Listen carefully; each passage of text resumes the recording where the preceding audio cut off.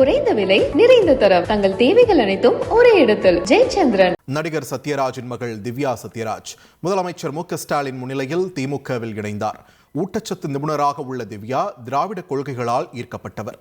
அவ்வப்போது அரசியல் கருத்துக்களை தெரிவித்து வந்த திவ்யா அண்ணா அறிவாலயத்தில் உள்ள கட்சி அலுவலகத்தில் தன்னை திமுகவில் இணைத்துக் கொண்டார். அமைச்சர்கள் நேரு, சேகர் பாபு, MP TR பாலு ஆகியோரும் அப்போது உடன் இருந்தனர்.